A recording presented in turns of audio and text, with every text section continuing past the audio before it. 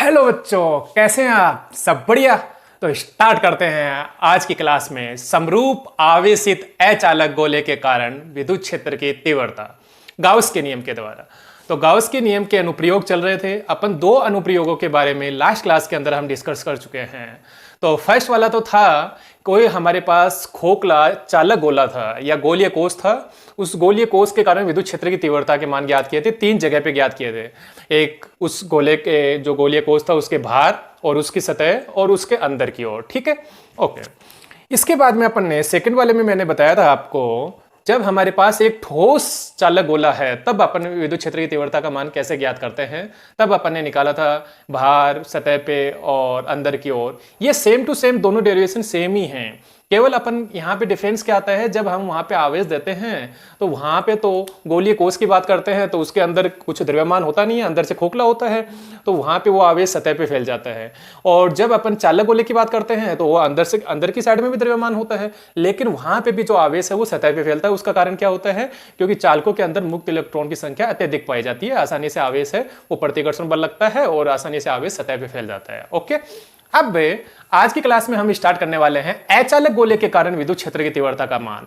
तो आप यहां पे देखेंगे जो लास्ट क्लास में आपने देखा है सेम टू सेम वैसा सा ही है। दो पॉइंट तो आपके सेम ही चलेंगे, फर्स्ट और सेकंड वाले पॉइंट हैं वो तो सेम ही है, थर्ड वाला पॉइंट है वो चेंज हो जाता है। लेकिन फर्स्ट और सेकंड पॉइंट के अंदर भी आप जब फॉर्मूला निकालते हैं क्यू के पदों में, आवेश के पदों में निकालते हैं तब तक तो ठीक है।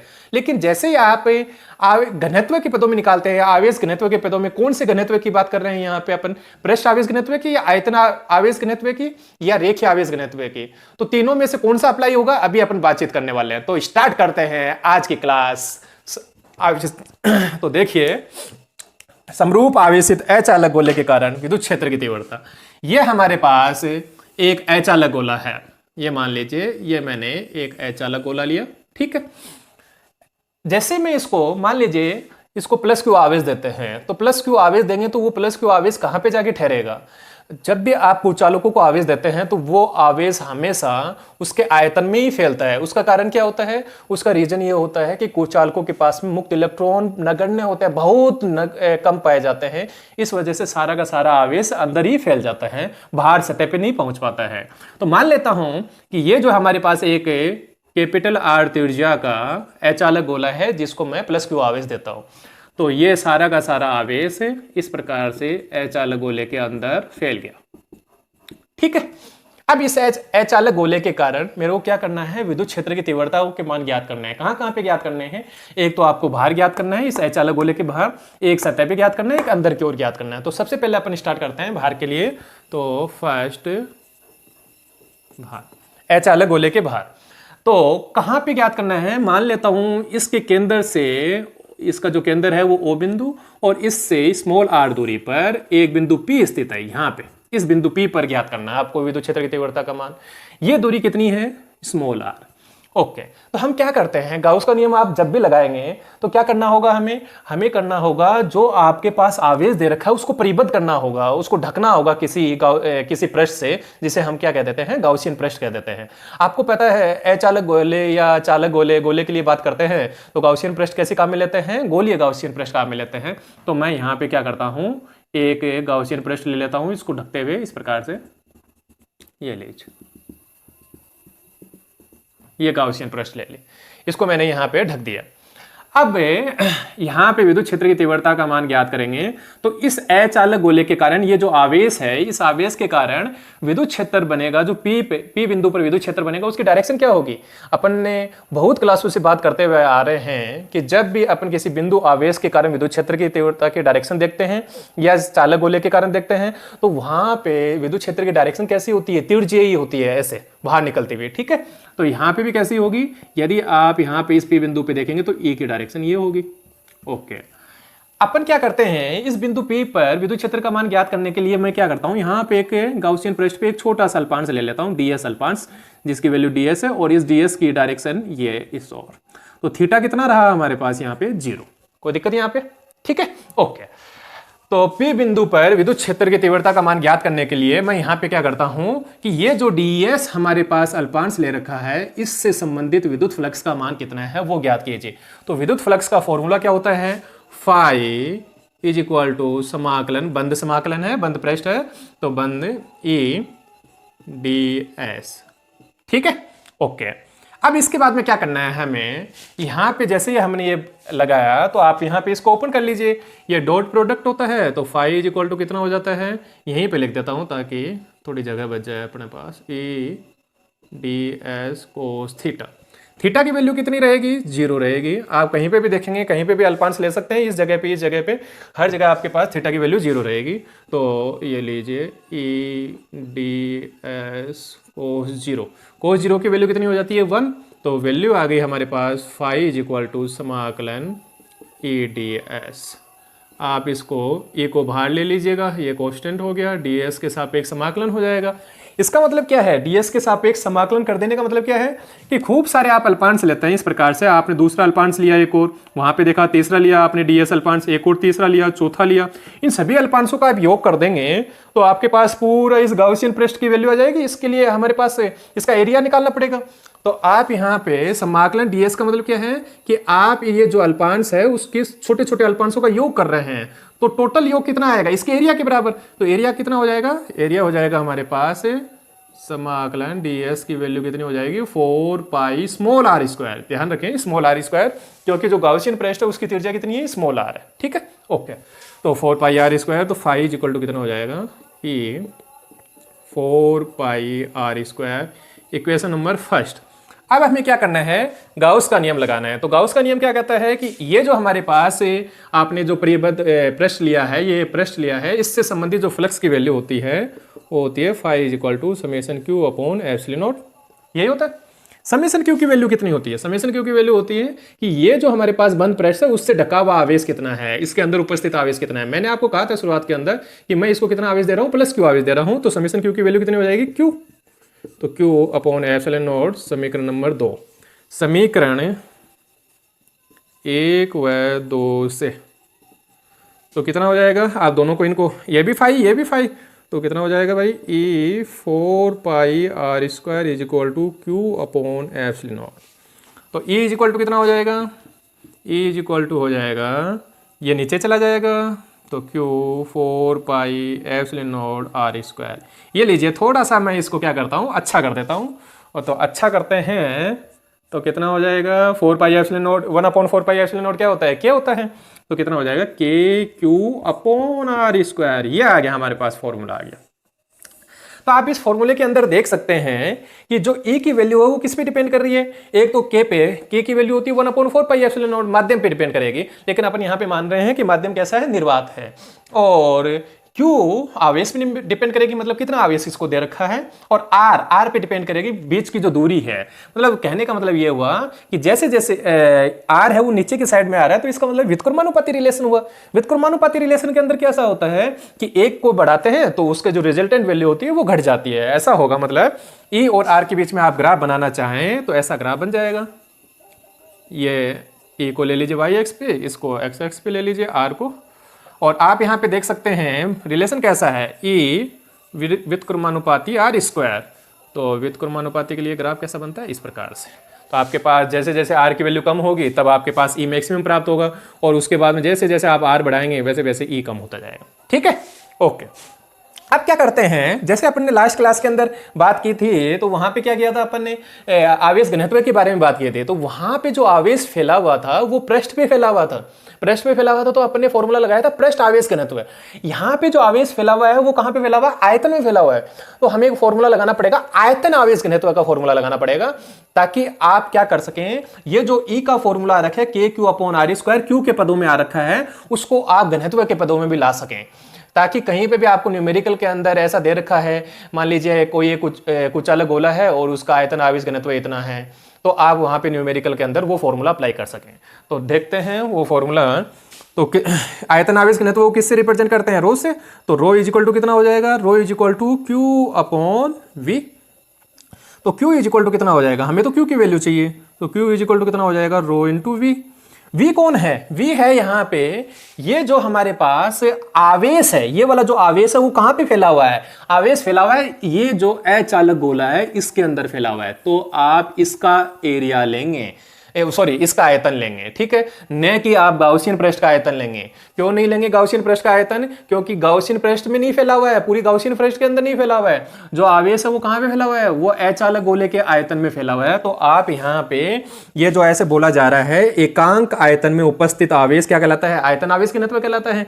तो आयतन कहां पे फैला हुआ है? वो सॉरी आवेश कहां पे फैला हुआ है? इसके गोले के आयतन में। तो गोले का आयतन का फॉर्मूला क्या हो जाएगा भैया? तो Q is equal to formula हो जाएगा V का फॉर्मूला हो जाएगा 4/3 पाई कैपिटल R क्यूब। ध्यान रखें इस कैपिटल का ऐसे, वरना ये दिक्कत कर देगा आपको। तो Q की वैल्यू यहां पे पुट कीजिए, तो E is equal to formula हो जाएगा K rho 4/3 pi R cube. मैं यहां पे पुट कर रहा हूं, इसके अंदर दे देता हूं इक्वेशन नंबर 3, ये इक्वेशन नंबर 4 की वैल्यू 3 के अंदर पुट करने पर तो कितना हो जाएगा? ये हो जाएगा हमारे पास R²। ये लीजिए सॉल्व कीजिए इसको, थोड़ा K को मैं 1/4 पाई एप्सिलॉन नॉट लिख लेता हूँ। देखिए 4 से 4 कैंसिल, पाई से पाई कैंसिल, तो लास्ट फाइनल जो आंसर आएगा हमारा E is equal to answer आने वाला है एप्सिलॉन नॉट के साथ में ये 3 आ जाएगा, नीचे आ जाएगा, तो 1/3 एप्सिलॉन नॉट और रो ऊपर रह जाएगा और R³ ऊपर रह जाएगा और R²। ये लीजिए ये फॉर्मूला आ गया हमारे पास। E का फॉर्मूला ये आ गया। ये किसके पदों में आया है? ये आया आयतन आवेश घनत्व के पदों में। यदि क्वेश्चन के अंदर आयतन आवेश घनत्व का वैल्यू दे रखा हो तब ये वाला फॉर्मूला लगाएं, और आवेश की वैल्यू दे रखी हो तब ये वाला फॉर्मूला लगाएं।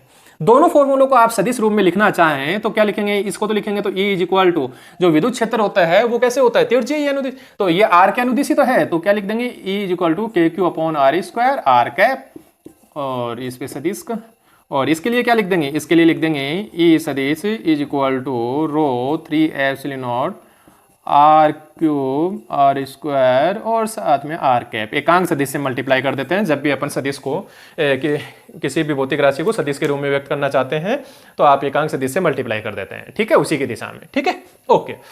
अब ये कंप्लीट हुआ हमारे पास। तो आपने देख लिया कि जो अचालक गोला था उस अचालक गोले के कारण किसी बिंदु P पर जो भार स्थित है वहां पे विद्युत क्षेत्र की तीव्रता के मान आ गए हमारे पास। ये दो फॉर्मूले आ गए, ठीक है। दोनों को अपने सदिश रूप में भी देख लिया और किस प्रकार से R के साथ में कैसे परिवर्तित होता है वो भी आपने देख चुके हैं। कोई दिक्कत यहां तक?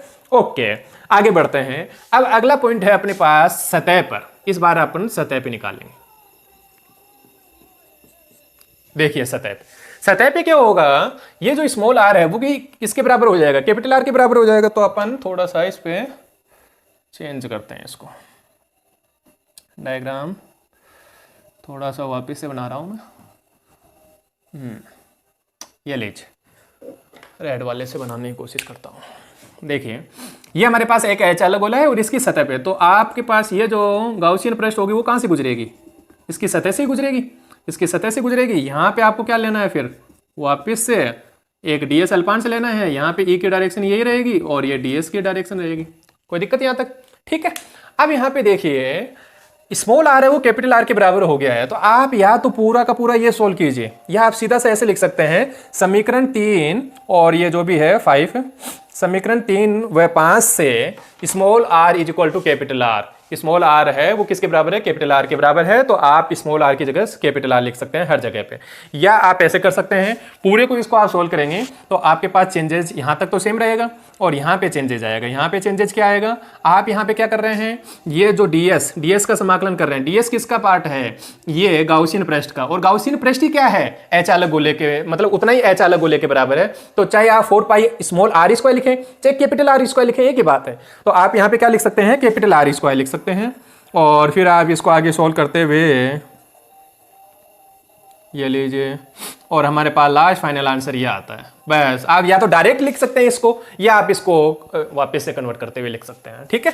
और rho is equal to Q/V, Q is equal to rho into V, ये आ जाएगा। और आयतन वो तो इसके अंदर फैला हुआ ही है, ठीक है। ये भी कंप्लीट। यहाँ पे जहाँ जहाँ स्मॉल r आ रखा है वहाँ पे कैपिटल R कर दीजिए। लेकिन जैसे यहाँ पे कैपिटल R करेंगे तो यहाँ पे ये कैंसिल हो जाएगा और ये कैंसिल होते ही यहाँ पे एक r बचेगा केवल, नीचे वाला कैंसिल मामला। ये लीजिए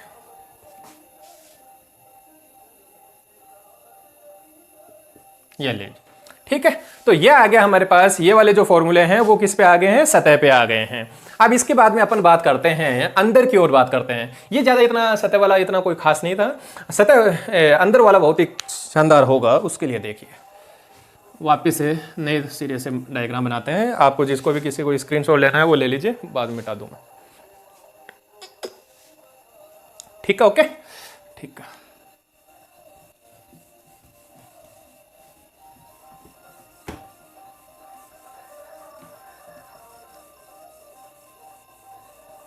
यहीं तक का मिटा रहा हूँ क्या कि यहाँ वाला थोड़ा आगे मेरे काम आ जाएगा। चलो बाद में ले लेंगे, वापस से देख लेंगे। ये लीजिए, इसी के अंदर तीसरा पॉइंट है अंदर। देखिए वापस से वही अचालक गोला बनाता हूँ। ये अचालक गोला बनाया है, इसको मैंने कैपिटल आर इसकी त्रिज्या है, प्लस क्यू आवेश दिया जो इसके अंदर एक समान रूप से फैल गया है।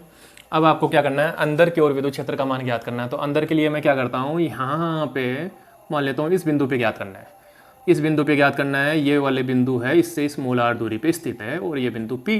तो गाउसियन पृष्ठ है वो कहाँ से गुजरना चाहिए, देखो गाउसियन पृष्ठ हमेशा वहीं से गुजरना चाहिए जहाँ पे आपको विद्युत क्षेत्र का मान ज्ञात करना होता है। तो यहाँ से गुजरना चाहिए इस प्रकार से, ऐसे, ठीक है। तो इस बिंदु पर विद्युत क्षेत्र की डायरेक्शन क्या होगी, ये वाली तिरछी, और यहाँ पे आप एक अल्पांश लेते हैं, उसकी डायरेक्शन भी क्या होगी, ds की यही डायरेक्शन होगी। यहाँ तक किसी को कोई दिक्कत, ठीक है। तो ds की डायरेक्शन भी यही होगी और e की डायरेक्शन भी यही होगी। ओके, तो फाई इज इक्वल टू क्या हो जाएगा, फाई इज इक्वल टू हो जाएगा वही अपने पास थीटा इज इक्वल टू 0 हो जाएगा। तो मैं डायरेक्ट लिख रहा हूँ यहाँ पे, तो e समाकलन ds यही हो जाएगा, ठीक है। समाकलन ds का मतलब क्या है, समाकलन ds का मतलब ये है कि जो हमारे पास ये अल्पांश लिया है उसके पूरे भाग का आप समाकलन कर दीजिए, मतलब सारे अल्पांशों को जोड़ दीजिए।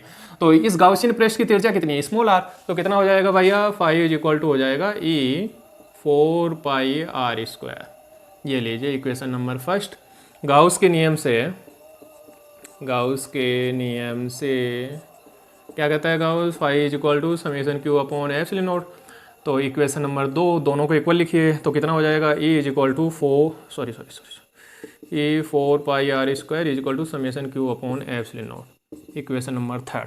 अब यहाँ पे दिक्कत ये आ गई कि ये जो समेशन क्यू होता है वो होता है गाउसियन पृष्ठ से परिबद्ध आवेश। मतलब गाउसियन पृष्ठ ये है मेरे पास है, ये गाउसियन पृष्ठ, इस गाउसियन पृष्ठ से परिबद्ध आवेश कितना है, तो थोड़ा बहुत आवेश बाहर भी तो रह गया। अब बाहर कितना रह गया वो अपन वैल्यू कैसे निकालें, तो आपने बचपन के अंदर बहुत ही अच्छी तरह से पढ़ा हुआ है, राम 10 पेन लेके आता है 70 रुपए के, तो बताइए 3 पेन कितने रुपए के हुए। तो आप क्या करते हैं, वहाँ पे एक पेन की वैल्यू निकाल लेते हैं कि भैया 70 के लेके आया है तो एक कितने के लेके आया है, और उसके बाद में क्या कर देते हैं, उसको मल्टीप्लाई कर देते हैं 3 से, तो हमारे पास 3 पेनों की वैल्यू आ जाती है। ऐसा ही करते हैं, ऐसा ही हम यहाँ पे करने वाले हैं। तो बचपन वाली चीज़ है वो अपन यहाँ पे अप्लाई करने वाले हैं, ठीक है। तो देखिए आपको पता है ये जो आवेश फैला हुआ है वो कहाँ पे फैला हुआ है, आयतन में फैला हुआ है। आयतन में फैला हुआ है तो फॉर्मूला कौन सा लगेगा, आयतन आवेश घनत्व का लगेगा। आयतन आवेश घनत्व का फॉर्मूला क्या होता है, rho is equal to Q upon V होता है। तो आप यहाँ पे फॉर्मूला लगाइए आयतन आवेश घनत्व का फॉर्मूला। तो आयतन आवेश घनत्व का फॉर्मूला क्या हो जाएगा, rho is equal to Q upon V. कोई दिक्कत, क्यू वी कौन आएगा, वी किसका आयतन आएगा, अरे भैया आवेश कहाँ पे फैला हुआ है, आवेश फैला हुआ है इस पूरे ये जो अचालक गोला है इसके आयतन में फैला हुआ है, तो उसी का आयतन आएगा 4/3 पाई आर क्यूब। ठीक है, कई बच्चे क्या है स्मॉल आर कर देते हैं। ओके, तो ये तो आ गई हमारे पास रो की वैल्यू आ गई। अब हमें क्या ज्ञात करना है, ये जो गाउसियन पृष्ठ है इससे परिबद्ध आवेश कितना है, तो गाउसियन पृष्ठ से परिबद्ध आवेश कितना होगा भैया, गाउसियन पृष्ठ से परिबद्ध आवेश कितना होगा, हमें यहाँ पे पता नहीं है कि इसका जो आवेश कितना है, मतलब इसकी त्रिज्या कितनी है, कम भी हो सकती है ज़्यादा भी हो सकती है। तो कैसे निकालेंगे हम यहाँ पे ये जो गाउसियन पृष्ठ का आयतन है, गाउसियन पृष्ठ का आयतन इनटू आयतन आवेश घनत्व है। मतलब आयतन आवेश घनत्व को आप गाउसियन पृष्ठ के आयतन से मल्टीप्लाई कर देते हैं तो आपको पता लग जाएगा। वही बात, एक पेन की वैल्यू पता लग गई, मतलब आयतन आवेश घनत्व के बारे में पता लग गया। अब क्या करना है आपको, 3 का निकालना है, तो 3 का निकालना है तो गाउसियन पृष्ठ का आयतन तो 3 से मल्टीप्लाई कर दिया। तो ये लीजिए आयतन आवेश घनत्व, ठीक है। तो रखिए ये वैल्यू आएगी, इसको क्या लिखेंगे, समेशन क्यों लिखेंगे। तो गाउसियन पृष्ठ का आयतन, गाउसियन पृष्ठ ये रही, इसका आयतन कितना होगा 4/3 pi small r cube into, यहाँ पे ये वाली वैल्यू पुट कीजिए तो 4/3 पाई r क्यूब, ये लीजिए। अब जो कटे उसको काट दीजिए और जो नहीं कटे वो मत काटो, फिर उसको क्या करें, समेशन क्यू इक्वल टू कितना आ जाएगा भाई, Q small r cube upon capital R cube, ये लीजिए, ये वैल्यू आ गई। इस वैल्यू को क्या करना है आपको, उठा के कहाँ पे रखना है, यहाँ पे समीकरण 3 के अंदर रखना है। तो 4 की वैल्यू 3 के अंदर रखने पर तो कितना था यहाँ पे, E4 pi r square is equal to summation Q, तो Q r cube epsilon naught r, ये लीजिए वो जो समीकरण 3 लिखा हुआ था उसमें मैंने पुट कर दिया। अब e की वैल्यू कितनी हो जाएगी, e की वैल्यू हो जाएगी, सॉल्व कर लीजिए इसको आप, यहाँ पे सॉल्व करेंगे, थोड़ा कट भी रहा है तो r स्क्वायर से इसको कैंसिल कर दीजिए, तो यहाँ पे एक r बच जाएगा और ये नीचे आ गया 4 पाई एप्सिलॉन नॉट, और ये ऊपर कितना बच गया भैया, ये क्यू बच गया और r, और ये r क्यू बच गया, ये लीजिए। ये अंदर की ओर विद्युत क्षेत्र का मान आ गया E is equal to Q upon 4 pi epsilon naught r upon r cube, ठीक है। ओके, आप यहां तक भी कर सकते हैं एग्जाम के अंदर, लेकिन आपको मान लीजिए फॉर्मूला कहीं न्यूमेरिकल के अंदर करना है तो आपको आगे वाला फॉर्मूला याद रखना होगा, तो उसके लिए वही सेम मेथड क्या करना पड़ेगा, rho is equal to Q upon V, तो rho is equal to Q upon V, तो Q is equal to rho into V, तो Q is equal to rho V कौन 4/3 pi capital R cube, okay. अब यहाँ पे ये value उठा के यहाँ पे रख दीजिए, तो E इज इक्वल टू कितना हो जाएगा, rho 4/3 pi R cube into small r 4 by epsilon naught R cube, ये लीजिए, R क्यूब से R क्यूब कैंसिल, 4 पाई से 4 पाई कैंसिल, तो लास्ट फाइनल आंसर आने वाला है E is equal to rho epsilon naught बचा है नीचे तो, और नहीं 3 भी है, और साथ में स्मॉल r, यह लीजिए, यह आ गया हमारे पास रो के पदों में आंसर आ गया, आयतन आवेश घनत्व के पदों में आंसर आ गया है, ठीक है। अब हमें क्या करना है, यदि आप इसको सदिश रूप से लिखना चाहते हैं तो क्या हो जाएगा, E is equal to formula हो जाएगा के क्यू, चलो वैसे लिख लेता हूँ, सदिश रूप में लिखना है तो q 4 pi epsilon naught r Q, r cap से मल्टीप्लाई कर दीजिए बस, और क्या करना है, ये लीजिए, ठीक है। इसी प्रकार से आप यहाँ पे भी कर दीजिए, तो E सदिश इज इक्वल टू कितना हो जाएगा, रो 3 एप्सिलॉन नॉट r और r कैप।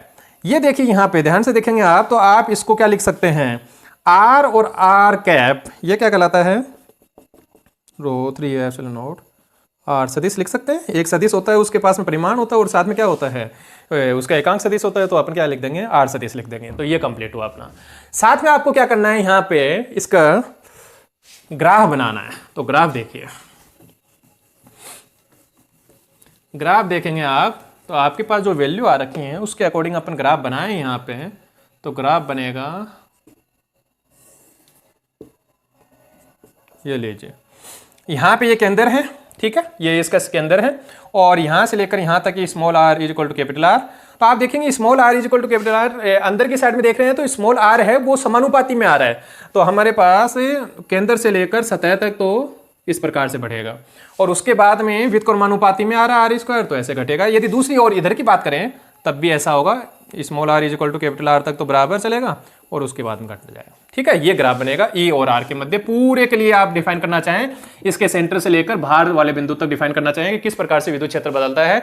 और जब अपन ने चालक गोले के अंदर बात की थी तो चालक गोले के अंदर किस प्रकार से बदल रहा था, तो चालक गोले के अंदर की साइड में 0 प्राप्त हो रहा था, अंदर कुछ था ही नहीं वहां पे, ठीक है, केवल ये वाला प्राप्त हो रहा था। लेकिन जब कुचालक गोले की बात करते हैं तो कुचालक गोले के अंदर इस प्रकार से बढ़ता जाता है और उसके बाद में सतह से घटने लगता है, तो सतह पे क्या होता है, मैक्सिमम वैल्यू प्राप्त होती है, ठीक है। तो आज की क्लास यहीं समाप्त होती है, अगली क्लास के अंदर नेक्स्ट। Okay, bye bye.